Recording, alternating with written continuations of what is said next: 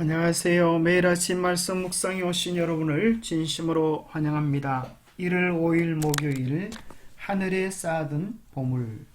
생각할 문제. 재물에 대해 주님이 주신 교훈들은 어떤 것들이 있는가? 우리의 보물들을 가장 잘 사용하는 지혜로운 방법은 무엇이 있을까요? 오늘 우리에게 주는 교훈은 무엇입니까?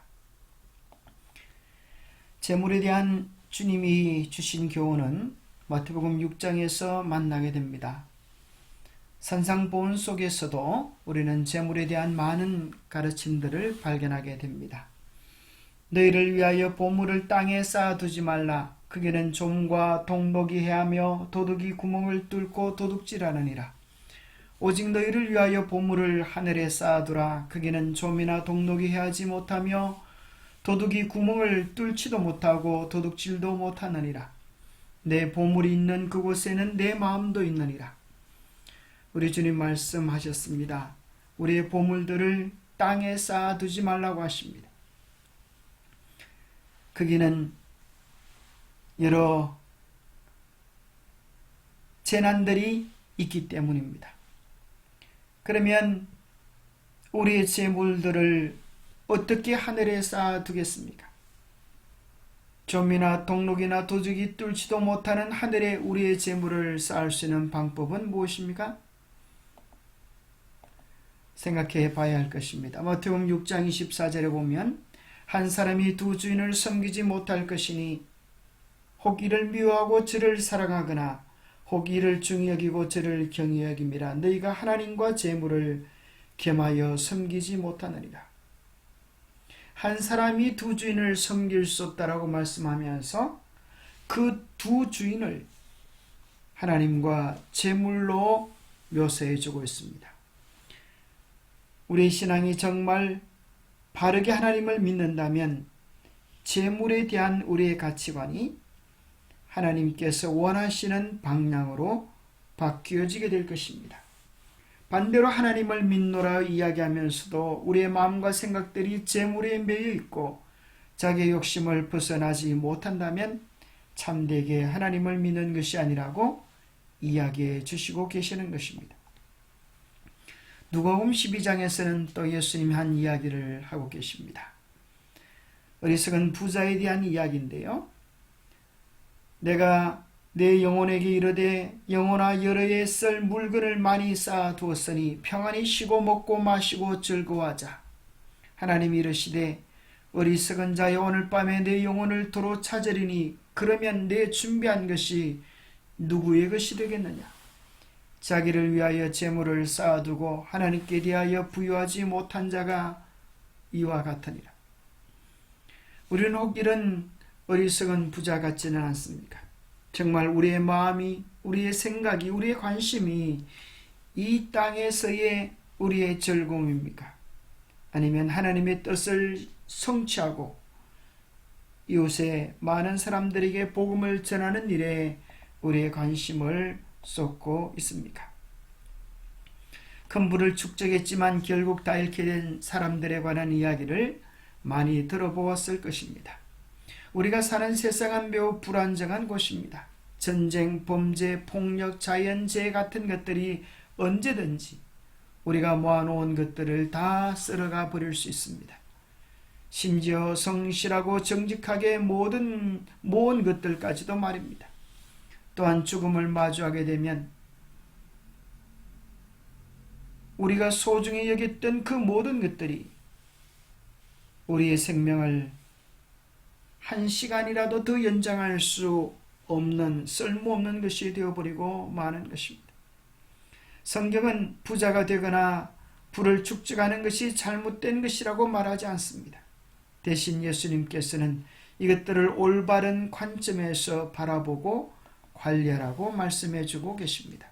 그렇다고 하면 우리의 보물들을 하늘에 쌓아둘 수 있는 방법이 무엇일까요? 너희를 위하여 보물을 하늘에 쌓아두라. 거기는 좀이나 동록이 해하지 못하며 도둑이 구멍을 뚫지도 못하고 도둑질도 못하느니라.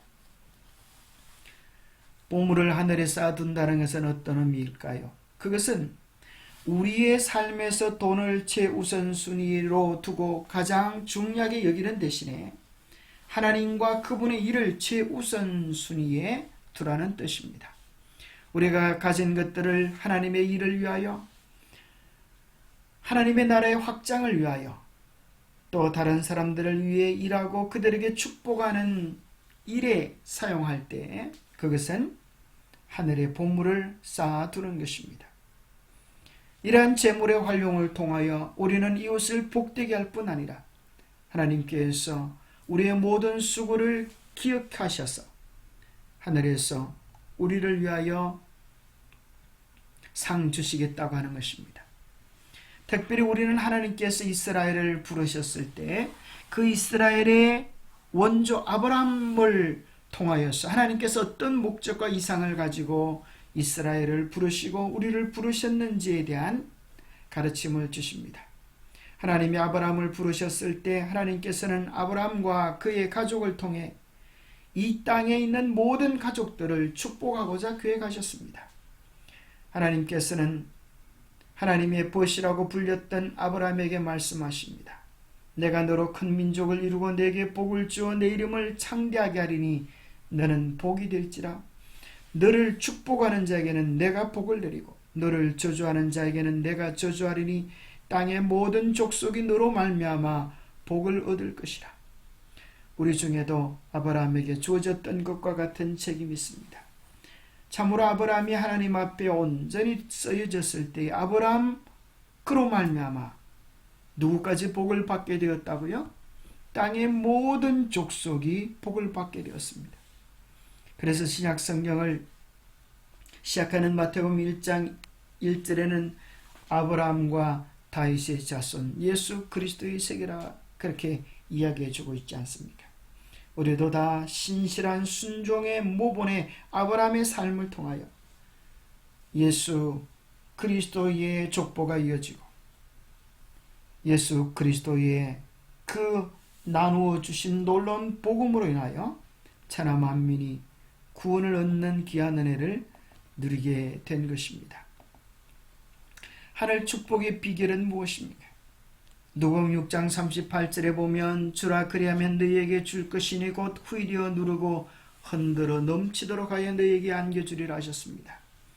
하늘의 밀이 땅에 떨어져 죽으면 많은 열매를 맺거니와 죽지 아니하면 하늘 그대로 있느니라. 이것이 영적인 법칙입니다. 우리가 주고 나눌 때에 더 풍성해지게 될 것입니다. 하나님의 보좌에서 흘러나오는 생명수는 먼저 우리를 적시고 우리를 통하여 온 누리에 가득 차기를 원하십니다. 우리가 나누어 줄 때 우리는 진정으로 그 소유한 것의 의미와 목적을 이루는 것입니다. 이스라엘이 왜 버림을 당했습니까? 문제는 나누어 주는 일에 실패했던 것입니다. 아브라함을 통하여 나누어 주기 원하셨던 하나님의 계획이 이스라엘이 독점하고 나누어 주지 아니하고 자기들은 선민이요 이방인들을 짐승 취급할 때 하나님의 뜻은 이루어질 수가 없었습니다. 돈은 큰 선을 행할 수 있기 때문에 매우 가치가 있는 것이다. 돈이 하나님의 자녀의 수중에 있을 때는 그것이 줄인 자의 양식이 되고 목마른 자의 물이 되고 헐벗은 자의 옷이 된다. 그것은 또 압제받는 자에게 방어물이 되고 병든 자에게 도움의 방편이 된다. 그러나 돈을 생활 필수품을 마련하고 다른 사람을 축복하고 그리스도의 사업을 전진시키는 목적 위에 사용할 것 같으면 그 돈은 모래와 마찬가지로 쓸모없는 것이 된다. 우리의 돈을 참으로 유용하게 사용하는 세 가지 방법에 대하여 이야기해 주고 계시는 것입니다. 영감의 교훈입니다. 하늘의 보물을 쌓는 안전한 투자. 하나님께서 우리의 보화를 요구하실 때는 그 양이 얼마가 되든지 즐거이 반응하면 그 헌물은 그분에게 성별된 예물이 될 것이며 그것을 드린 사람에게는 좀이 쓸지 못하고 불이 사르지 못하며 도적이 부수고 들어와 훔칠 수도 없는 하늘의 보물을 쌓아두는 것이 된다. 이 투자는 안전하다. 이 돈은 구멍에 뚫리지 않는 전대에 넣어진다. 이것은 아주 안전하다. 하나님을 위하여, 이웃을 위하여 우리의 재물들을 사용할 때 그것은 하나님의 기쁨이 되고 많은 사람들을 살리는 은혜의 통로가 될 것입니다. 기도하겠습니다. 하나님 아버지, 하늘의 보물을 쌓아두는 지혜로운 사람이 되기를 원합니다.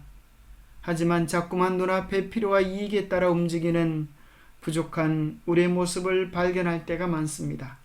세상의 기준보다 하나님의 말씀에 순종하며 영원한 가치를 제대로 깨닫고 실천하는 우리가 되도록 도와주시옵소서.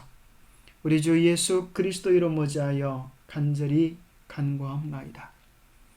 재물을 주신 하나님의 바른 뜻과 또 목적을 깨달아서 하나님의 축복의 통로가 되어지는 우리 모두가 되시기를 축복합니다. 감사합니다.